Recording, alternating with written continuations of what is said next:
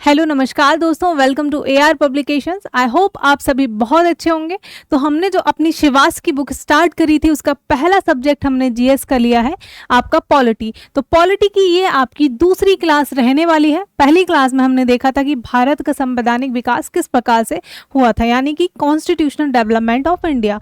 उसी का हमारा बुक का अब अगला चैप्टर जो आपको देखने को मिलेगा उसका नाम है हमारा मेकिंग ऑफ इंडियन कॉन्स्टिट्यूशन, यानी कि भारतीय संविधान का निर्माण। हमने अपना संविधान किस तरीके से बनाया, कैसे कैसे हमको इजाजत मिली, क्योंकि देखो भाई हम थे गुलाम, और जब गुलाम थे तो हमारे पास अपना कोई संविधान नहीं था। धीरे धीरे हमको आज़ादी मिली, तब हमको अधिकार मिला कि ठीक है आप अपना संविधान खुद से बना सकते हो। तो ये कोई एक दिन की चीज़ नहीं थी कि हम गए भाई उनसे मांगा और उन्होंने दे दिया। काफ़ी हमने डिमांड करी, काफ़ी लड़ाइयाँ लड़ी उस चीज़ के लिए, तब कहीं जाके हमको परमिशन मिलती है। तो आइए एक बार हम देख लेते हैं कि किस तरीके से हमें भारत की संवैधानिक सभा को गठन करने का अधिकार प्राप्त हुआ। भाई एक दिन में तो ये ऐसा हमको देने वाले नहीं थे ये पावर, ठीक है, धीरे धीरे करके हमने वो छीना था। तो सबसे पहले अगर मैं डिमांड की बात करूं तो देखो एमएन रॉय जो हमारे थे उन्होंने पहली बार ये प्रपोजल दिया कि हमको क्या चाहिए, अपनी एक संवैधानिक सभा का निर्माण करना चाहिए जो हमारे भारत के संविधान का निर्माण करेगी। और ये थे भैया हमारे कौन, ये आपके कम्युनिस्ट थे। और कम्युनिस्ट की जो विचारधारा होती है वही क्या होती है कि पावर किस में लाई करती है, पावर हमारी मासेस में है। तो इनका वही था कि हम अपना संविधान खुद से बनाएंगे। वैसे तो पहली बार श्रेय इनको जाता है, लेकिन 1922 का समय था जब महात्मा गांधी जी ने भी बोला था कि ये जो है हम लोगों को ही अधिकार होना चाहिए कि हम अपने भारत का पॉलिटिकल यानी कि राजनीतिक भविष्य को निर्धारित कर सके। ठीक है, वहीं मैं अगर कांग्रेस की डिमांड की बात करूं तो 1935 में फाइनली अब जो है कांग्रेस ने भाई डिमांड रख दी थी कि हमको क्या चाहिए, संवैधानिक सभा चाहिए जो हमारे देश के संविधान का निर्माण करेगा। फिर आता है वो समय 1938 का जब आपके जवाहरलाल नेहरू जी बोलते हैं कि फिर से हमको क्या संवैधानिक सभा दो। और इस संवैधानिक सभा में भाई जो मेंबर्स होंगे ना उनको हम किस बेसिस पे चुनेंगे, उनको हम चुनेंगे एडल्ट फ्रेंचाइज के बेसिस पे, यानी कि वयस्क जितने भी लोग हैं उनके मताधिकार के, यानी कि वो वोट करेंगे, फिर लोगों को चुन के लाया जाएगा, फिर वो लोग सारे बैठ के इकट्ठा बैठ के क्या है संविधान बनाएंगे। आगे चल के देख लेते हैं। फिर आता है भाई हमारा अगस्त ऑफर, और इस टाइम पे आपका वर्ल्ड वॉर 2 स्टार्ट हो चुका था। वो व्यक्ति जिसने भारी नरसंहार कर रखा था, कौन, आपका हिटलर। ठीक है, तो इस टाइम पे भाई ब्रिटिश में नई सरकार बनती है ब्रिटेन में। देन आपका क्या होता है, वो नई सरकार थी आपकी गठबंधन की, यानी कि कोalition की सरकार। आज की जो हमारी गवर्नमेंट है ये आप बताइएगा हमारी गवर्नमेंट के पास जो है पूरे बहुमत के साथ चुन के आई हुई सरकार है या फिर वो गठबंधन से बनी हुई सरकार है। और अगर गठबंधन की बनी हुई सरकार है तो बीजेपी ने किन और पार्टियों के साथ ये गठबंधन किया हुआ है। गठबंधन की सरकार एक प्रकार से कमजोर मानी जाती है उस सरकार के कंपैरिजन में जो आपका पूर्ण बहुमत के साथ चुनी गई हो। ठीक है, तो भाई जो हमारे विंस्टन चर्चिल जी आते हैं, सॉरी, उन्होंने कहा कि भाई एक तरफ उनको अपना देश की अपनी सरकार को बचाना था, दूसरी तरफ इंडिया था। तो ये आते हैं भाई अगस्त ऑफर ये भेजते हैं, और अगस्त ऑफर का नाम अगस्त ऑफर इसलिए है क्योंकि ये अगस्त के महीने में आया था हमारा। तो इन्होंने कहा था कि भाई हम क्या है, आपको एक वॉर काउंसिल बना लीजिए जिसमें आप लोग बैठिए, ठीक है, उसके बाद डिस्कस करिए कैसे वॉर में पार्टिसिपेशन करना है। मतलब कि ये लोग जबरदस्ती दो बिल्लियां आपस में लड़ रही हैं, हम क्यों भाई उस पचड़े में घुसे, तुम आपस में यूरोपियन पावर हो, सक्षम हो, भाई हम वैसे ही गरीब देश हैं, गुलाम बना रखे हैं, हम काहे घुसे उसमें। तो उन लोगों ने क्या किया, मतलब अगस्त ऑफर में ये प्रपोजल था कि आप जो है हमारा साथ दो, किसमें, वॉर में, ये जो लड़ाई चल रही है ये हम जो लड़ रहे हैं आपस में। ठीक है, तो ये हम नहीं मानते हैं। साथ ही इन्होंने बोला वॉर काउंसिल बनाओ, कैसे युद्ध लड़ना है, क्या भाई हमको क्या मतलब है, तुम देखो अपना। ठीक है, देन साथ ही इन्होंने क्या बोला था कि हमारा कॉन्स्टिट्यूएंट असेंबली आप लोग उसके बाद बना लीजिएगा। लेकिन इनको हम भगा देते हैं, उल्टे पांव दबे पांव ये वापस भाग जाते हैं, इनकी डिमांड्स जो भी थी हम एक्सेप्ट नहीं करते हैं। नेक्स्ट आता है हमारा क्रिप्स मिशन। अब भाई क्रिप्स मिशन आए, और अब ये जो पता है क्या बोलते हैं, जो डोमिनियन स्टेट हम कब डिमांड कर रहे थे तब नहीं, अब जब हम आज़ादी पाने की बिल्कुल जरा से नजदीक, अब तुम हमको डोमिनियन स्टेट दोगे, तो अब ये बोलते हैं कि क्या है, डोमिनियन स्टेट हम आपको दे देंगे। कब, ठीक है, देन आपका क्या है, आप जो है कॉन्स्टिट्यूएंट असेंबली बना लीजिए, देन उसके बाद आप अपना संविधान बना लीजिए, ठीक है। लेकिन पहले तो मुस्लिम लीग ने रिजेक्ट कर दिया, क्योंकि भाई उनको क्या चाहिए था, 2 असेंबलीज चाहिए थी, कि हमको तो पहली बात अपना अलग देश चाहिए, अलग देश के लिए अलग संविधान बनेगा, वो संविधान हम खुद बनाएंगे, और हमको 2 कॉन्स्टिट्यूएंट असेंबली चाहिए। तो इस चीज़ को वैसे ही नहीं माना। इसमें 3 लोग आए थे, तो उनको एक बार याद रखिएगा, और ये सवाल आपका पूछा जाता है। कौन? एक तो हमारा लॉर्ड पैथिक लॉरेंस था, लॉर्ड सर्वर, पता नहीं क्यों ही बोलते हैं इनको, अभी भी बुक्स में ऐसे ही लिखा था रहता है हमारा। सर स्टैफोर्ड क्रिप्स थे हमारे, एंड आपका तीसरा व्यक्ति कौन था, एवी अलेक्जेंडर, ठीक है। ये 3 लोग आए थे, फिर से हमने कोई भी इनकी डिमांड को एक्सेप्ट नहीं करा भाई, और इनको भागना पड़ा उल्टे पांव। अब आता है देखो कैबिनेट मिशन प्लान। भाई यहाँ पे जो वाइसरॉय वगैरह थे, उन्होंने बोला, अपने ब्रिटिश को खबर दी, ब्रिटेन में जाके खबर दी कि देखो हालात बहुत ज़्यादा खराब हो रहे हैं, अब तो तुम इनको गुलाम नहीं बना पाओगे किसी भी कीमत पर, ठीक है, तो हमको कुछ करना पड़ेगा भाई, अब नहीं हो सकती, क्योंकि भाई उस टाइम पे आपका क्विट इंडिया मूवमेंट आ चुका था, और गांधी जी की जो आपकी नॉन वायलेंस वाली पॉलिसी है जो थी, सिद्धांत उसको कहा जाता है, कहीं ना कहीं वो भी ढीले पड़ गए थे। भाई उनको भी दिख गया था कि बर्दाश्त की एक सीमा होती है, बहुत मैंने नॉन वायलेंस कर लिया। उन्होंने कभी भी ऐसे बोला नहीं कि आप वायलेंस करो, लेकिन अगर हो रहा था तो उस पर वो कहीं ना कहीं थोड़े तो शांत हो गए थे। तो ये बोला जाता है क्विट इंडिया मूवमेंट तक आते आते उनका भी सब्र टूट चुका था। हर जगह दंगे हो रहे हैं, कभी इधर शांत कराने जा रहे हैं तो दूसरी तरफ, तो उन्होंने कहा देखो अब इनको आज़ादी देनी पड़ेगी, बहुत हो चुका है, अब यहाँ से चीज़ें हैंडल होने वाली नहीं है। साथ ही जितना यहाँ से मुनाफा नहीं होगा उतना ज़्यादा हम नुकसान में जाने वाले हैं, ठीक है। तो फिर आता है वहाँ से कैबिनेट मिशन प्लान, जिसने क्या बोला कि देखो पहली बात तो 2 असेंबली वाले डिमांड को उन्होंने नहीं माना, लेकिन किसी तरीके से जो है मुस्लिम लीग को समझा बुझा लिया जाता है और वो इस पर अग्री कर जाते हैं। भाई ये मुस्लिम लीग वो बुआ फूफा की तरह है, जो घर में अगर कोई शादी समारोह होता है ना, और वो रूठ के बैठ जाते हैं, हर दिन उनको मनाने जा रहे हो, फिर आ रहे हैं, वो फिर मान रहे हैं, तो इनका यही चलता रहता था। जहाँ हमारी सभा की मीटिंग्स जो होती थी, ठीक है, तो उनमें कभी ये पहुंच जाते थे मुंह उठा के, फिर भाई कुछ मन का नहीं हुआ, फिर वापस आ गए, तो इनका ये चलता रहा है, ठीक है। फाइनली ये बिल्कुल अलग हो जाएंगे। तो ये था हमारा, तो फाइनली हमको किस मिशन में, कैबिनेट जो प्लान आया था उसमें जाके हमारी हमारा संवैधानिक जो सभा है उसको फॉर्म करने का, उसको निर्माण करने का हमारी इजाज़त हमको मिल जाती है। तो आइए हम नेक्स्ट देखते हैं। अभी हमने जो सारी चीज़ें पढ़ी हुई हैं, ठीक है, तो आफ्टर वर्ल्ड वॉर क्या है, हमारा जो वर्ल्ड वॉर था वो आपका खत्म हो जाता है जुलाई 1945 में। और जो आपका वर्ल्ड वॉर हुआ था उस किसकी वजह से हुआ था, आपको पता है, हिटलर था भाई, उसने जो नरसंहार किया था, लोगों को मारना काटना। तो कहीं ना कहीं एक चीज़ होती है, अगर वर्ल्ड वॉर 2 ना हुआ होता है, क्योंकि वर्ल्ड वॉर 2 होने के बाद जो आपका ब्रिटेन था, यूरोपियन पावर थी, वो कहीं ना कहीं नस्तेनाबूद हो चुकी थी भाई। उनको जो फाइनेंशियल कंडीशंस थी बहुत ज़्यादा ख़राब हो गई थी, क्योंकि युद्ध हो रहा है, सारी चीज़ें ठप हो जाती हैं, तो कहीं ना कहीं हमारा जो ट्रेजरी थी, जो पैसा होगा, वो सब खाली हो गया था। तो अगर नहीं होता तो हमको आज़ादी कब मिलती, सोचने वाला पॉइंट तो है, ठीक है। तो उसके बाद क्या है, न्यू गवर्नमेंट आ जाती है, देन हमारा क्या था, कैबिनेट प्लान आता है, ठीक है। इसमें कौन कौन मेंबर थे हमने अभी देख ही लिए थे। इसने क्या है, इंडिया इंडिपेंडेंस की बात करी, साथ ही एक बॉडी बना दी हमारी संवैधानिक सभा, जो अब क्या है, भारत के संविधान को ड्राफ्ट यानी कि निर्माण करेगी, ठीक है। साथ ही इस मिशन की क्या चीज़ें थी कि ये भारत की स्वतंत्रता पर चर्चा करेगी। हम तो भाई इतने दिन से चीख रहे थे, चिल्ला रहे थे, तब तो समझ नहीं आ रहा था तुमको, फाइनली चलो, ठीक है। साथ ही भारत के संविधान निर्माण हेतु संविधान सभा का गठन करना, ये 2 इस प्लान के मुख्य उद्देश्य थे, ठीक है। नेक्स्ट आता है हमारा कंपोजिशन क्या था कॉन्स्टिट्यूएंट असेंबली की। तो अगर मैं पूरी उसकी टोटल स्ट्रेंथ की बात करूं तो वो हमारा टोटल स्ट्रेंथ उसमें 389 मेंबर्स थे, जिसमें क्या है आपका 296 ब्रिटिश प्रोविंसेस जो थे उनसे थे, एंड और हमारे जो 93 थे ये जितने भी राज्य रजवाड़े यानी कि प्रिंसली स्टेट्स जो है वहाँ से देखने को मिल जाते हैं।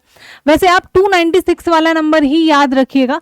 बाकी उसमें भी देखो 2 प्रकार के ब्रिटिश प्रोविंसेस होते थे, एक तो वो जिसमें डायरेक्ट रूल करने के लिए गवर्नर को बैठा रखा होता था, और दूसरे वो जो या तो मतलब उतना बड़ा नहीं था एरिया वाइज, साइज वाइज, तो वहाँ पे कौन बैठा होता था, वहाँ पे चीफ कमिश्नर एक बैठा रहता था, ठीक है। तो 4 वहाँ से, ये आपको याद करने की ज़रूरत नहीं है, आप 296 वाला नंबर को याद करके चल सकते हैं, ठीक है। साथ ही चुनाव होता है अब जुलाई में, जुलाई कब, 1946 में, जिसमें 296 आपकी टोटल स्ट्रेंथ रहती है सीट्स की, जिसमें हमारी कांग्रेस जो है, इंडियन नेशनल कांग्रेस, मेजॉरिटी के साथ भाई जीत जाती है। और ये था 208 जो सीटें हैं वो कांग्रेस के पास जाती हैं, मुस्लिम लीग के पास 73 सीट जाती हैं, साथ ही हमारी अन्य 15 सीट और भी पार्टियां थी देश में उन पे चली जाती हैं। ठीक है। और जो हमारा रिप्रेजेंटेशन किस पे बेस्ड था, आपका पॉपुलेशन पे बेस्ड था, यानी कि 1 मिलियन पॉपुलेशन पे एक वोट था, इस तरीके से सिस्टम था। ठीक है। शेड्यूल ट्राइब में 33 सदस्य थे, ये उतना महत्वपूर्ण पॉइंट नहीं है जिसको आप याद करें। नेक्स्ट हम देख लेते हैं कुछ हमारे कॉन्स्टिट्यूएंट असेंबली के बारे में, मुख्य क्या है चीजें, कुछ पॉइंट्स जो बार बार एग्जाम में बनता है। देखो ये चीजें सिर्फ रटनी पड़ेंगी, जितनी बार पढ़ोगे, जितनी बार रिवाइज करोगे, आपको याद होता रहेगा। सबसे पहले किताब पढ़ो, किताब के बाद लेक्चर देखो, फिर से रिवीजन करो। ठीक है। तब आपकी जो है हमारा मेमोरी में बार बार रिवाइज करने से ही चीजें जाएंगी, अदरवाइज तो नहीं भाई, एक बार पढ़ के छोड़ दिया नहीं याद रहेगा। ठीक है। नेक्स्ट इसमें देखते हैं हम कुछ पॉइंट्स जो आपके अध्यक्ष हैं, यानी कि जो हमारे परमानेंट अध्यक्ष के रूप में देखने को मिल जाते हैं, वो आपके कौन बने थे, डॉक्टर राजेंद्र प्रसाद। और ये कब निर्वाचित होते हैं, आपके 11 दिसंबर 1946 को। ठीक है। संविधान के समय में कितना टाइम लगा भाई, ठीक है, लोग कहेंगे कि 3 साल, लेकिन अगर आप तैयारी करने वाले बच्चों से पूछो एग्जैक्ट बताएंगे भाई 3 साल नहीं, हमारे लिए क्या है वो 2 साल 11 महीने और 18 दिन का समय लगा था, 3 साल नहीं थे। ठीक है। साथ ही हमारा संविधान का अंगीकरण, यानी कि पहले हमारा संविधान जो था क्या है, क्या कर लिया जाता है, हमारा अडॉप्ट करा जाता है, उसके बाद इन्फोर्स में बाद में आता है। अडॉप्ट कब होता है हमारा संविधान, 26 नवंबर 1949 को संविधान अडॉप्ट कर लिया जाता है। देखो चाहते तो हम इसी दिन लागू कर सकते थे, लेकिन नहीं, हमारी जो 26 जनवरी की तारीख है उसको कहीं ना कहीं हमने डिसाइड किया था कि हम इसको भारत की आज़ादी के दिवस के रूप में मनाया करेंगे। लेकिन भाई आज़ादी हमको मिल गई थी 1947 में 15 अगस्त को। अब थोड़ी ना इतने सालों से गुलाम बनते आ रहे हैं कि नहीं भाई उस दिन को हमको आज़ाद करो, तो हमने सोचा चलो ठीक है ये आज़ादी हम अभी ले लेते हैं, लेकिन उस दिन को हमको कुछ ना कुछ तो भाई सेलिब्रेट करना पड़ेगा किसी दिवस के रूप में। तो क्या हुआ कि हमारा संविधान जो है आपका 26 नवंबर 1949 को अडॉप्ट कर लिया जाता है, लेकिन जब हम एनफोर्स में लाते हैं वो किस तारीख को लाते हैं, वो आपका 26 जनवरी को लेकर आते हैं। और ये कब होता है, 1950। इसी दिन को हम जो है गणतंत्र दिवस के रूप में मनाते हैं। और ये जो हमारी तारीख थी इसको हमने कहा कि ठीक है इसको हम संवैधानिक दिवस के रूप में मनाया जाएगा। ठीक है। देख सकते हैं 26 नवंबर को संविधान दिवस, 26 जनवरी को आपका गणतंत्र दिवस हो गया। ठीक है। अब हम बात कर लेते हैं मूल जो संविधान की संरचना थी, उसमें कितने आर्टिकल्स थे, कितने पार्ट्स थे, कितने शेड्यूल्स थे। तो 22 भाग देखने को मिले थे, 395 अनुच्छेद यानी आर्टिकल्स हुआ करते थे, साथ ही 8 अनुसूचियां आपको देखने को मिल जाती हैं। उसके बाद आपने देखा होगा कि काफ़ी सारे कॉन्स्टिट्यूशनल अमेंडमेंट्स हुए हैं, मोर देन 100। तो हर अमेंडमेंट में किसी में आर्टिकल वगैरह ये चीज़ें जुड़ती रही हैं। तो हमारे आज का जो संविधान देखने को मिल जाता है उसमें 22 तो भाग हैं, 448 अनुच्छेद हैं, साथ ही आपकी 12 अनुसूचियां हैं। ठीक है। तो ये हमारी चीज़ें यहाँ से आई होप आपको क्लियर हो गई होंगी। बाकी ये जितने भी पॉइंट्स हैं, देखो हमारी जो शिवास किताब है उसमें अच्छे से मेंशन है, वहाँ पे अगर आपके पास है तो वेल एंड गुड, नहीं भी है कोई और भी बुक है तभी भी ये लेक्चर आपके लिए बहुत हेल्पफुल है। अगर आप उतने सक्षम हैं फाइनेंशियली कि आप ले सकते हैं, अफोर्ड कर सकते हैं, तो किसी भी e commerce app Flipkart Amazon पे आराम से मिल जाती है, तो आप ले सकते हो। कुछ बच्चों के पास ऑलरेडी है, उतना पैसा नहीं है, नहीं खरीद सकते, तो कोई दिक्कत नहीं है, आप लेक्चर देख लो, किसी दोस्त की हो वहाँ से पढ़ लो भाई, कोई प्रॉब्लम। अंततः आपका एग्जाम क्लियर होना चाहिए, वो चाहे जैसे भी हो। आगे देख लेते हैं हम कि कॉन्स्टिट्यूएंट असेंबली के बारे में कुछ फैक्ट्स। एक सेकेंड, हाँ ये चीज़ें तो हमने देख ली थी, सॉरी। अब नेक्स्ट देखते हैं हम क्या, आपका नेशनल एम्बलम ऑफ इंडिया। क्या देखेंगे हम, नेशनल एम्बलम ऑफ इंडिया। अगर हम उसकी बात करें तो वो कब अडॉप्ट, यानी कि आपको देखने को मिलता है ना जो आपका स्तंभ है हमारा अशोक स्तंभ, वो हमारा क्या है, नेशनल एम्बलम है हमारे भारत का। और ये कब अडॉप्ट किया गया था, जिस दिन हमारा भारतीय संविधान लागू हुआ था उसी दिन आपका नेशनल एम्बलम को भी अडॉप्ट कर लिया गया था, 26 जनवरी 1950 को। वहीं अगर मैं इसके प्रेरणा स्रोत यानी कि किससे इंस्पायर है उसकी बात करूं तो जो आपको पता होगा कि अशोका ने बहुत सारे स्तंभ यानी कि शिलालेख बनवाए थे, तो उसी सारनाथ में जो एक स्तंभ लोकेटेड था जिसको लायन कैपिटल ऑफ अशोका भी कहा जाता है, उसी से हमारा ये इंस्पायर्ड है जो हमारा नेशनल सिंबल है। ठीक है, सत्यमेव जयते लिखा हुआ है, केवल सत्य की ही विजय होगी, जिसका मतलब है, और ये कहाँ से लिया गया है, ये आपकी जो लाइन है वो मुंडोक उपनिषद से ली गई है, याद रखिएगा ये चीज़, लिपि भी याद रखिएगा, देवनागरी लिपि में ये लिखा हुआ है। साथ ही क्या महत्व है इसका, वही भारत की संप्रभुता यानी कि सोवरेनिटी को ये दर्शाता है, और जितने भी हमारे सरकारी प्राधिकरण है यानी अथॉरिटी है उनका प्रतीक है। सभी सरकारी दस्तावेज हो गए, मुद्रा हो गई, पासपोर्ट हो गई, उस पर ये लगा होता है।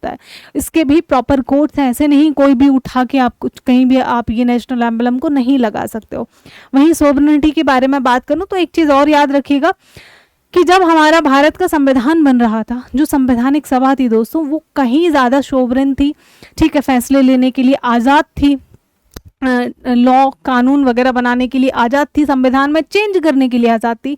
वहीं में अगर आज की जो हमारी संसद है, जो पार्लियामेंट है, आपको पता है वो ही संविधान को बदल सकती है, लेकिन बहुत सारे रूल्स एंड रेगुलेशंस है उस पर। तो आज की जो हमारी पार्लियामेंट है जहाँ पे हमारे कानून बनाए जाते हैं, उसकी सोवरेनिटी बहुत कम है in comparison to constituent assembly, क्योंकि वो उस वक्त संविधान का निर्माण कर रहे थे, तो वो ज़्यादा सोवरेन कहे जाते हैं। आइए आगे हम देख लेते हैं नेशनल फ्लैग के बारे में। सेम, ठीक है, नेशनल फ्लैग क्या है, हमारा तिरंगा, ठीक है, हमारा प्यारा तिरंगा दिखने में कितना अच्छा लगता है। देखो एक सवाल है आपके लिए, बहुत जनरल नॉलेज का सवाल है। ज़्यादातर आपने देखा होगा, सभी, ज़्यादातर नहीं, ऑलमोस्ट सभी देशों का जो तिरंगा है, सॉरी तिरंगा नहीं, फ्लैग जो है वो हमारा कैसा होता है, रेक्टेंगुलर शेप में होता है, ठीक है, इस तरीके से आपको देखने को मिल जाता है। एक देश का नाम बताइए जिसका जो फ्लैग है वो आपका रेक्टेंगुलर शेप में नहीं है, और आप हर रोज सुनते हैं, बहुत अच्छे से पता होगा, तो वो उस देश का नाम कमेंट बॉक्स में बताइए। आपका दूसरा होमवर्क का सवाल है, पहला और मैंने पूछा था, ठीक है, तो ये हमारा हो जाता है। तो इसमें क्या, इसके बारे में जान लेते हैं। रेशियो क्या है हमारा, 2:3 रहता है, यानी कि ये आपका 3, ये आपका 2, ठीक है, ये हमारा लेंथ और विड्थ की बात हो रही है। डिज़ाइन कब अडॉप्ट किया गया था, हमारा 22 जुलाई 1947 को इसका डिज़ाइन अडॉप्ट कर लिया गया था। कौन, उस टाइम पे हमारी संवैधानिक जो सभा काम कर रही थी, उसने इसका डिज़ाइन अडॉप्ट कर लिया था, ठीक है। बीच में आपको क्या देखने को मिलेगा, इस तरीके से यहाँ पे हमारा अशोका चक्र देखने को मिल जाता है, ठीक है, जिसमें क्या है आपके 12 स्पोक्स यानी कि तीलियाँ आपकी देखने को मिल जाएंगी, ठीक है। इसमें हमारा क्या, ट्राई कलर है, इस प्रकार से हमारा झंडा भारत का है, ठीक है। Middle strip white with the chakra. Flag code of India 2000, देखो भाई अब मैं बताती हूँ, 2004 में एक हमारा एक केस आया था जहाँ पे उसके बाद बताया गया कि भारत के झंडे को फहराना आपका क्या है, एक फंडामेंटल राइट है, और ये किसके अंदर आ जाता है, ये हमारा freedom of expression under article 19 के अंदर आ जाता है, ठीक है, किसके अंदर, 91A के अंदर आ जाता है फ्रीडम ऑफ एक्सप्रेशन। लेकिन एक चीज़ और है यहाँ कि आपको कुछ कोड्स हैं, कुछ प्रोसीजर्स हैं, उनको ही फॉलो करना पड़ेगा, तभी आप झंडे को फहरा सकते हैं, मतलब ऐसी कोई छेड़छाड़ उसमें बर्दाश्त नहीं की जाएगी। तो वो कोड ऑफ कंडक्ट कब, हमारे 2002 के फ्लैग कोड ऑफ इंडिया बनाए गए थे, ठीक है।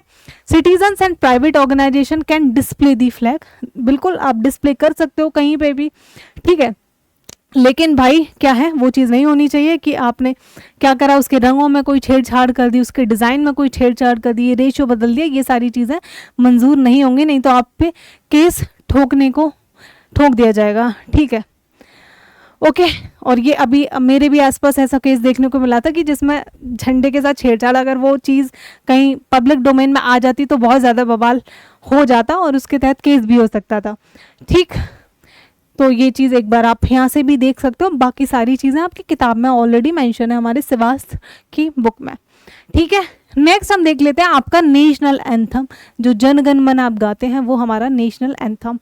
देखो नेशनल एंथम पे एक थोड़ा सा विवाद है, शायद आपको ना पता हो कि जो नेशनल एंथम था वो एक्चुअल में पता है कब गाया गया था, जो हमारा दिल्ली दरबार लगा था ना, दिल्ली दरबार के टाइम पे जो वहाँ से कौन कौन राजा और महारानी आए थे, वो नाम भी आप बताइएगा। तो उस टाइम पे उनकी प्रशंसा में वो गाया गया था, तो उस पर थोड़ा सा विवाद है कि हमने उसको as a national anthem adopt कर लिया है, आई होप, शायद मुझे नहीं लगता ये चीज़ आपको पता होगा, देन बहुत अच्छी चीज़ है। तो क्या है हमारा नेशनल एंथम जनगण मन कब अडॉप्ट हुआ था? 24 जनवरी 1950 को इसको अडॉप्ट कर लिया गया था। कब? अब यहाँ पे 26 जनवरी नहीं है, याद रखिएगा, ये 24 जनवरी है। ठीक है, किसके द्वारा कंपोज किया गया था? ये टैगोर जी के द्वारा। तो ये उस टाइम पे वही टैगोर जी ने कंपोज किया था। और ये किसके प्रशंसा में, किसके लिए गाया गया था? जो हमारे दिल्ली दरबार में आपके राजा महारानी जी आए हुए थे। ठीक है, पहली बार कब? देखिए इसमें आ भी गई ये चीज़, हमारा आपका मेंशन भी है 27 दिसंबर 1911 में जो आपका कलकत्ता सेशन था वहाँ पे ये चीज़ आपका गाया गया था। ठीक है, पब्लिश कब हुआ था? तत्वबोधिनी 1912 में। ठीक है, एज अ भारत भाग एक विधाता इसका पब्लिश देखने को मिल जाता है। ड्यूरेशन की बात है, पता ही होगा आपको, 52 सेकंड में हमेशा से हमारे स्कूलों में लास्ट में जब आपकी प्रेयर्स कंप्लीट हो जाती है तो हमारा भारत का जो राष्ट्रीय गान है उसको गाया जाता है। और इसकी अवधि कितनी रहती है? फॉर 52 सेकंड्स आपका देखने को मिल जाता है। संक्षिप्त संस्करण आपका 20 सेकंड, यानी कि जो शॉर्ट वर्जन है इसका। ओके, एंड इस कुछ एक चीज़ पे बवाल भी होता है थोड़ा सा कि जब आप मूवी देखने जाते हो भाई, ठीक है, तो मूवी के पहले नेशनल एंथम को चलाया जाना चाहिए, नहीं चलाया जाना चाहिए। इस चीज़ पे भी थोड़ा सा वो है। अब हम देख लेते हैं। ठीक है, अब हम बात करेंगे जो हमारी कॉन्स्टिट्यूएंट असेंबली थी। काफ़ी सारी चीज़ों के बारे में हमने बात कर ली, तो हमने एक चीज़ नहीं देखी कि हमारा वुमेन्स भी भाई उस टाइम पे महिलाओं की पार्टिसिपेशन देखने को मिल जाती है। आज आप देखो क्या स्थिति है हमारे देश में महिलाओं की, इतना ज़्यादा डेवलप हम ऑलरेडी हो चुके हैं। उस टाइम पे अगर कोई भी महिला आके भाई संविधान सभा में बैठी है तो क्या उसके घर वालों की सोच रही होगी, किस तरीके से वो समाज से लड़के वहाँ पे पहुँचती होगी। और ये जो है थोड़े से संपन्न समाज के जो लोग थे वहीं पे ऐसी चीज़ें देखने को मिलती हैं, वैसे नहीं। ठीक है, तो हम देख लेते हैं 15 वुमेन, कितनी, ये याद रखिएगा नंबर, 15 वुमेन्स आपको देखने को मिल जाएगी जो आपकी संवैधानिक सभा में थी। एक बार नाम है, देखो भाई याद कर लीजिएगा, अम्मू स्वामीनाथन और दक्षिणी बेलायुधन, ये आपका तमिलनाडु से थी। सरोजनी नायडू एंड दी देशमुख हमारे ये आंध्र प्रदेश से देखने को मिल जाएगा। हमारा कमला चौधरी जो है वो आपकी उत्तर प्रदेश से थी। रेणुका रॉय एंड पूर्णिमा बनर्जी वेस्ट बंगाल से। राजकुमारी अमृत कौर बेगम एजाज रसूल ये आपका पंजाब से देखने को मिल जाएंगे। सुचेता कृपलानी, विजय लक्ष्मी पंडित ये भी यूपी से थे। हमारे एनी मैसेकरनी ये आपका केरला से थे। भाई सॉरी फॉर माय प्रोनाउंसिएशन, भाई वो नाम थोड़े अटपटे से हैं। एंड मालती चौधरी आपकी कलकत्ता से देखने को मिल जाएगी। लीला रॉय असम से एंड हंसा मेहता आपके बड़ौदा से। तो ये नाम एक बार नज़र डालिए कि अगर सवाल में पूछे कि कौन सी नहीं थी या कौन सी थी तो आप कहीं ना कहीं एलिमिनेट कर पाए। तो टोटल वुमेन्स का कितना था नंबर? हमारा 15 था। ठीक है, देखो अब हम देखेंगे भाई इंटरिम गवर्नमेंट के बारे में। याद रखिए कि हमारा जो संवैधानिक सभा थी वो 2 प्रकार के काम कर रही थी। एक तो भाई वो क्या है, अपना संविधान को बनाया करती थी। दूसरे टाइम साथ ही साथ देश में कौन सा कानून लाना है, कौन सी चीज़ें लानी, क्योंकि अभी सरकार भी तो चाहिए, वो लोग तो जा चुके हैं ना। ठीक है, ब्रिटेन की गवर्नमेंट तो ख़त्म होनी चाहिए, देश को चलाना है। क्योंकि आज ही सोचो अगर सरकार ख़त्म हो जाती है तो देश में कितनी अराजकता फैल जाएगी। एक दिन के लिए सरकार, पुलिस, जितनी भी चीज़ें हैं जो आपकी सेफ्टी कर रही हैं, एक बॉर्डर पे बैठा सेना का व्यक्ति है जिसको हम रिकॉग्नाइज नहीं कर रहे हैं, उसकी वजह से आज आप अच्छे से सांस ले पा रहे हो। ठीक है, अभी वॉर का टाइम था, हम घरों में बहुत आराम से बैठे हुए थे, लेकिन वहाँ बैठा हुआ सेना में जो व्यक्ति था, जो बॉर्डर पे बैठा था, उसके घर वालों को पता है चीज़ें क्या हैं, उसको पता है कि वो कितनी कठिनाइयों का सामना कर रहा है। ठीक है, तो मुद्दे पे आते हैं। हमारा इंटरिम गवर्नमेंट का भी रोल प्ले कर रही थी, यानी कि उस टाइम कोई सरकार तो देखो चुनी के आई नहीं थी, इलेक्शन आपके बाद में होंगे। तो हमारी जो संविधान सभा थी वो 2 काम कर रही थी। ठीक है, तो हमारे इसमें देख लेते हैं ये सवाल, किसके पास कौन सा विभाग था? जवाहरलाल नेहरू के पास कार्यकारी परिषद के ये उपाध्यक्ष थे और साथ ही के साथ ये विदेश मामलों के प्रभारी भी थे। नेक्स्ट आते हैं हमारे सरदार वल्लभ भाई पटेल, यह है गृह सूचना प्रसारण विभाग के हमारे क्या थे? मिनिस्टर थे। राजेंद्र प्रसाद जी ये कृषि और खाद्य विभाग के थे। बलदेव सिंह को रक्षा मंत्री के थे ये। साथ ही अली खान जो थे ये हमारे कौन थे, फाइनेंस मिनिस्टर यानी कि वित्त मंत्री। वहीं सी राजगोपालाचार्य शिक्षा और कला मंत्री यानी कि एजुकेशन एंड आर्ट्स के। जगजीवन राम जो थे वो आपके श्रम मिनिस्टर थे यानी कि लेबर मिनिस्ट्री थी उनके पास। जोगिंदर नाथ मंडल ये आपके कानूनी मंत्री यानी कि लॉ मिनिस्टर। अब्दुल रब निश्तार डाक और वायु विभाग के प्रभारी यानी कि आपका पोस्ट एंड एयर के मिनिस्टर। CH भाभा ये इनके पास कार्य है खान यानी कि माइंस का शक्ति विभाग, ये सारे इनके पास मिनिस्ट्रीज थी। आसफ अली रेलवे और परिवहन विभाग के प्रभारी। और इब्राहिम इस्माइल चुंद्रीगर ये आपका वाणिज्य विभाग यानी कि चार्ज ऑफ कॉमर्स था इनके पास। तो एक बार यहाँ से भी, या तो ये पूरा टेबल आपका बुक में गिवन है, बुक नहीं है किसी के पास तो एक बार स्क्रीनशॉट भी आप ले सकते हो। और बाकी ये चीज़ें बार बार याद करो, बार बार मेमोराइज करो, तब कहीं जाके आपके दिमाग में, आपके सबकॉन्शियस माइंड में जाकर फिट होंगी। ठीक है, वहीं हम समितियों की भी बात कर लेते हैं। इसके अंदर जो कुछ समिति बनी थी उसमें संचालन और प्रक्रिया नियम समिति थी जिसकी अध्यक्षता कौन कर रहे थे, हमारे डॉक्टर राजेंद्र प्रसाद जी कर रहे थे। साथ ही हमारी प्रांतीय संविधान समिति थी जो सरदार वल्लभ भाई पटेल, हमारे जो देश को जोड़ने का काम था भाई वो इन्हीं का था, जिन्होंने देश में इतना ज़्यादा बवंडर मचा दिया था। डायरेक्ट एक्शन डे हो गया चाहे वो, ठीक है। तो अब लग रहा था कि देखो इससे बेहतर है, क्योंकि जब हमारे शरीर का कोई अंग खराब हो जाता है, पूरे शरीर को खराब करे काट के फेंको उसको, मतलब देश को अब 2 टुकड़ों में विभाजन होना वो निश्चित तय हो गया था। तो उस टाइम पे क्या था कि हमारे जो प्रिंसली स्टेट्स थे आपके, उनके पास ऑप्शन था कि आप चाहें तो इंडिया में मिलो चाहे तो पाकिस्तान में मिलो। भाई इतना तो उनको पता था कि पाकिस्तान में मिलने के बाद क्या ही हालत होने वाले हैं। तो कुछ लोग तो आराम से आ गए कि देखो भाई वो लोग हैं पैसे वाले, राजा महाराजा, जो भी सरकार रही उसके साथ संबंध तो अच्छे बनाने हैं। तो उन्होंने सोचा कि आने वाले टाइम में भाई हमको क्या है, इन्हीं लोगों के साथ बैठना है उठना है। तो वो लोग आ गए थे। उसके बाद कुछ ऐसी रियासतें बची थी जो नहीं मान रही थी, तो सबको मिलाने का काम आपका सरदार वल्लभ भाई पटेल का ही था। लेकिन 1-2 हमारे ऐसे थे जिनको, जहाँ पे फिर बवाल भी फैला हुआ है, पता ही होगा आपको कि जिनको मिलाने का काम किसको सौंप दिया गया था, वो हमारे जवाहरलाल नेहरू को, और वो थोड़ा सा कर नहीं पाए थे, जो आज तक हम जिस चीज़ का नतीजा भुगत रहे हैं। कौन सा हमारा प्रदेश है वो, अब तो प्रदेश नहीं है ना, ठीक है। तो प्रारूप समिति की बात करेंगे यानी कि ड्राफ्ट कमेटी, और इसके कौन थे, हमारे डॉक्टर BR अम्बेडकर थे। नेक्स्ट संघ शक्ति समिति और राज्यों के लिए समिति, इसके पंडित जवाहरलाल नेहरू देखने को मिल जाते हैं। नेक्स्ट मौलिक अधिकार यानी कि फंडामेंटल राइट और माइनॉरिटीज से संबंधित, उसका कौन था, ये भी आपके सरदार वल्लभ भाई पटेल थे। नेक्स्ट मौलिक अधिकार JB कृपलानी। साथ ही अल्पसंख्यक उप समिति, तो उसका HC मुखर्जी, याद रखिएगा ये भी सवाल आपके बार बार पूछे गए हैं, ठीक है।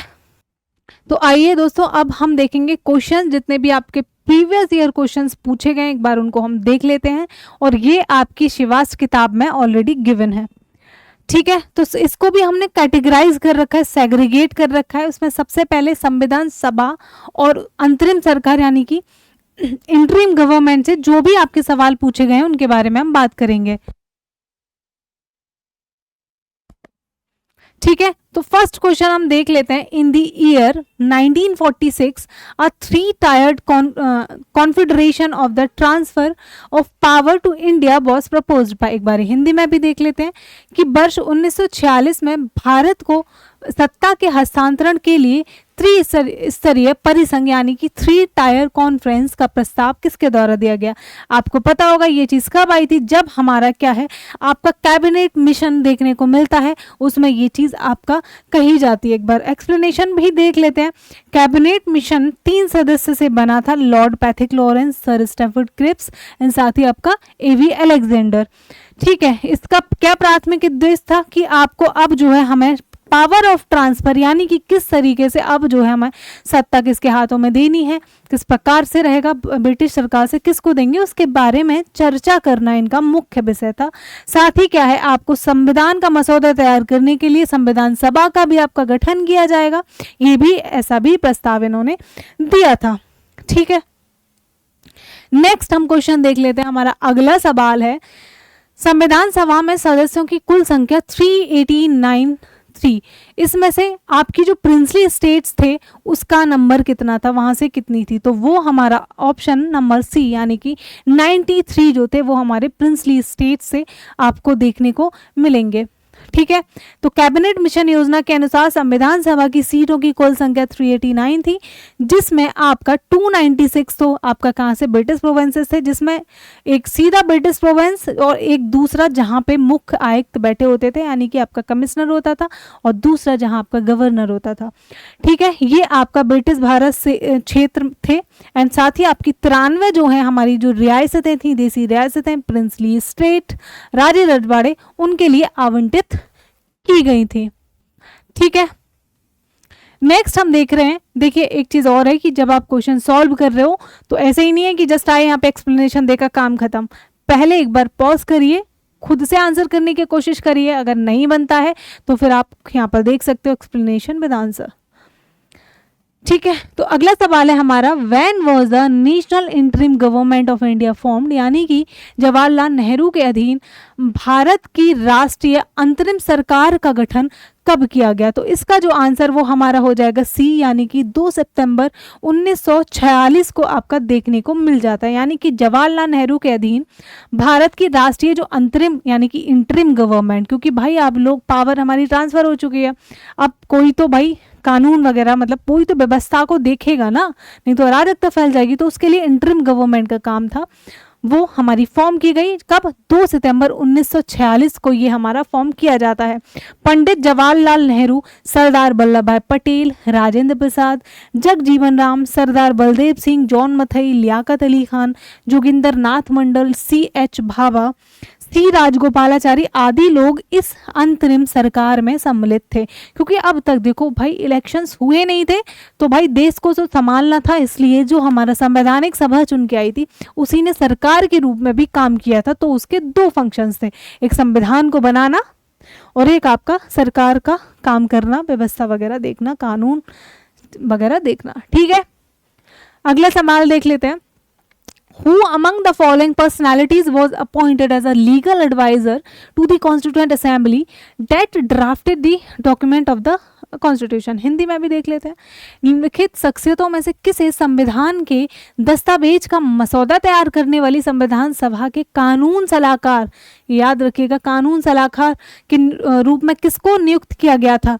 तो वो हमारे हो जाएंगे BN राव। ये सवाल बार बार पूछा जाता है कि जो आपके BN राव साहब थे वो जो हमारे कौन थे, इनको आपको मसौदा तैयार करने यानी कि जो कानून सलाहकार थे उसके रूप में इनको नियुक्त किया गया था। कब, 1947 29 अगस्त। ठीक है, 7 सदस्यीय प्रारूप समिति का गठन किया गया था। इसके अध्यक्ष के रूप में हमारे कौन थे, डॉक्टर BR अम्बेडकर आपकी ड्राफ्टिंग कमेटी के कौन थे, अध्यक्ष थे।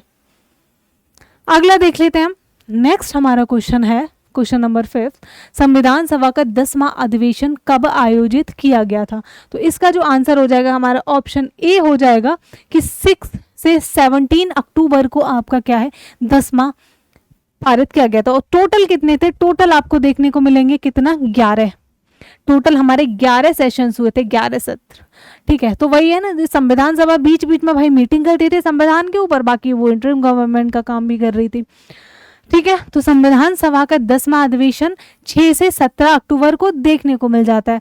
1949 तक आयोजित किया गया था। साथ ही संविधान सभा के कुल 11 सत्र देखने को, ये भी याद रखिएगा, ये पूछा जाता है। नेक्स्ट है, अंतिम जो सत्र चला था वो आपका 24 से 26 यानी कि 3 दिन के लिए चला था। ठीक है, और फिर आपको पता ही होगा कि 26 नवंबर को तो हमने क्या है अपना संविधान को अडॉप्ट ही कर लिया था, फिर उसके बाद 26 जनवरी को हमने उसको लागू कर दिया था 1950 में। आइए अब जो अगला हमारा है वो है संविधान निर्माण की प्रक्रिया से कितने सवाल बने हैं वो हम देखते हैं। ठीक है, तो उसमें आ जाएगा हमारा पहला सवाल है, पंडित जवाहरलाल नेहरू द्वारा उद्देश्य संकल्प प्रस्ताव यानी कि दी ऑब्जेक्टिव रिजोल्यूशन कब पेश किया गया। आज हम देखते हैं कि जब हम कॉन्स्टिट्यूशन पढ़ेंगे तो सबसे पहले हम क्या पढ़ते हैं, हम पढ़ते हैं क्या, भारत का जो हमारी प्रस्तावना है संविधान में सबसे पहले यानी कि प्रीएम्बल ऑफ इंडिया देखने को मिलती है। तो वो प्रीएम्बल ऑफ इंडिया जो थी भाई वो कहीं ना कहीं कहाँ से इंस्पायर है, वो preamble of India objective resolution जो आपके जवाहरलाल नेहरू लेकर आए थे, यानी कि ये ऐसे कुछ पॉइंट्स इसमें लिखे थे भाई, इनको ध्यान में रखते हुए हमको अपना संविधान बनाना है। ठीक है, सबसे पहले तो कि हम किसके लिए संविधान बना रहे हैं भाई, हम अपने भारत देश के लिए। तो जितनी भी विविधताएं हैं हर चीज को हमको ध्यान में रखना पड़ेगा। ठीक है, हमारे जो संविधान है ना उसको क्रिटिसाइज भी किया जाता है क्योंकि वो बहुत लेंदी है, बहुत बड़ा है, ऐसा भी कहा जाता है। पर ठीक है भाई, हमारे देश को तो देखो तुम, हमारा देश कितना बड़ा है ना, कितनी धर्म है हमारे यहाँ पे, कितनी जातियां हैं। एक तरफ आपको देखने को मिलेगा हमारे भारत में पहाड़ हैं, ठंड पड़ी हुई है पहाड़ों पर, दूसरी तरफ रेगिस्तान देखने को मिल जाएगा जहाँ कितनी गर्मी है, एक तरफ बारिश बहुत ज़्यादा होती है। तो हमारे देश में ऐसा कोई भी देश नहीं होगा जहां आपको सारी चीज़ें इतनी मतलब जो हमारा ज्योग्राफिकल जो आपको वैरायटीज़ देखने को मिलेंगी वो सिर्फ और सिर्फ इंडिया में ही देखने को मिलती है। तो हमने डेफिनेटली टाइम लिया भाई, बहुत लंबा टाइम होता है कि हमने 2 साल 11 महीने और 18 दिन लिए हुए हैं, बहुत टाइम है। लेकिन भाई उसके बाद हमने जो संविधान बनाया उसको तो देखिए एटलीस्ट क्रिटिसाइज किया जाता है कि एलिफेंट साइज है। ठीक है, और साथ ही लॉयर्स पैराडाइज है, यानी कि क्योंकि जितने भी ये मेंबर थे ना, ज़्यादातर जो संविधान बना रहे थे वो लॉयर थे। ठीक है, तो कहा जाता है कि जो संविधान की भाषा है ना वो इस प्रकार की है कि मतलब हर इंसान समझ नहीं सकता, खैर वो दूसरी चीज़ है। तो हमारा जो है प्रीएम्बल आया था जिसको उस टाइम पे ऑब्जेक्टिव रिजोल्यूशन को लेकर आए थे, और ये भाई बिना किसी विरोध के यूनानिमसली पास किया गया था भाई, क्योंकि इसमें चीज़ ऐसी लिखी गई थी, उसके बारे में ज़्यादा डिटेलिंग में हम बात नहीं करेंगे। ठीक है, तो ये सब हर किसी ने इस पर वोट किया था, हर किसी ने इसको पास कर दिया गया था। तो हमने ये चीज़ देख ली। कब लेकर आए थे, तो वो लेकर आए थे हमारे, आंसर तो हमने देखा ही नहीं, वो आया था आपका 13 दिसंबर 1946 को। कब आया था, हमारा ए ऑप्शन हो जाएगा इसका करेक्ट, 13 दिसंबर 1946 को हमारा ऑब्जेक्टिव रिजोल्यूशन लेकर आया गया था। ठीक है, उद्देश्य संकल्प प्रस्ताव को संविधान सभा द्वारा सर्वसम्मति यानी कि यूनानिमसली पास किया गया था। ठीक है, भारतीय संविधान की प्रस्तावना इसी जो उद्देश्य संकल्प प्रस्ताव की परिवर्तित रूप देखने को मिल जाती है। आगे हम देख लेते हैं कि प्रारूपण समिति ने भारतीय संविधान का पहला प्रारूप कब प्रकाशित किया, यानी कि जो आपकी ड्राफ्टिंग कमेटी थी इन्होंने फर्स्ट ड्राफ्ट कब लेकर आए। ड्राफ्टिंग कमेटी आपका संविधान जो बना रही थी तो उसकी हम बात करेंगे तो राइट आंसर है आपका फरवरी 1948 में जो है ये आपका पहला ड्राफ्ट लेकर आ जाते हैं। क्या प्रारूपण समिति ने भारतीय संविधान का पहला प्रारूप फरवरी 1948 में प्रकाशित किया था तथा नवंबर 1948 में संविधान सभा के समक्ष प्रारूप प्रस्तुत किया। ठीक है, ओके, नेक्स्ट हम देख लेते हैं। अगला सवाल है हमारा, भारतीय संविधान 26 नवंबर किस वर्ष को अपनाया गया था। अब तक कई बार ये बात आपको बता दी गई है, तो वो हमारा अपनाया गया था, ये अपनाने की बात कर रहा है, याद रखिएगा, लागू नहीं पूछ रहा वो आपसे, अपनाना। तो अपनाना कब हो जाएगा, 1949 यानी कि 1949 को भारतीय संविधान को 26 नवंबर को अपनाया गया था। ठीक है, 26 नवंबर 1949 को संवैधानिक सभा ने भारत के संविधान का औपचारिक रूप से संविधान को अंगीकृत, अधिनियमित और आत्मर्पित किया। 24 जनवरी 1950 को संविधान सभा ने डॉक्टर राजेंद्र प्रसाद को भारत का कौन चुना, पहला राष्ट्रपति के रूप में चुना। साथ ही आपका राष्ट्रगान और राष्ट्रगीत को भी अपनाया। साथ ही आपका हो गया हमारा भारतीय संविधान पूर्ण रूप से 26 जनवरी 1950 को लागू होता है। तो देखिए, आपको एक सवाल पूछा, उसके सॉल्यूशन में हम कितने आंसर, तो ये आपका सॉल्यूशन हमारी जो बुक है शिवास, इसी से आपका लिया गया है। ठीक है, तो हमने कोशिश की है कि कई सारे फैक्ट्स अगर एक पूछा है तो और भी पूछे जा सकते हैं, तो उनको वहीं देने की हम कोशिश किए हैं। अगला सवाल देख लेते हैं, निम्नलिखित शख्सियतों में से कौन संविधान के दस्तावेज का मसौदा तैयार करने वाली संविधान सभा के मुख्य प्रारूपकार थे।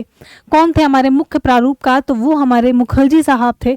वो हमारे कौन थे? मुखर्जी साहब थे, यानी कि एस.एन. मुखर्जी थे।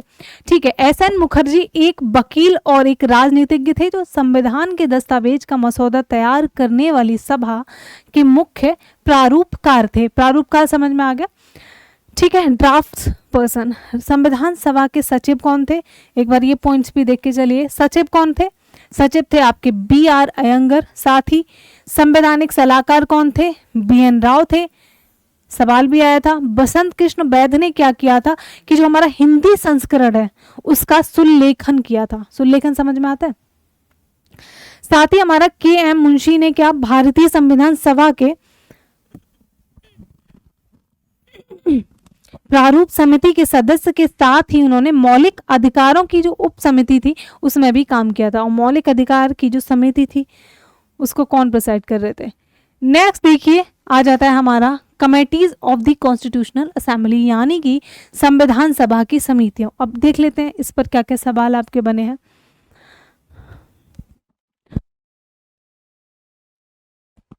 तो हमारा पहला है, who was the chairman of the drafting committee of the constitution assembly of India, यानी कि ड्राफ्टिंग कमेटी का चेयरमैन कौन था?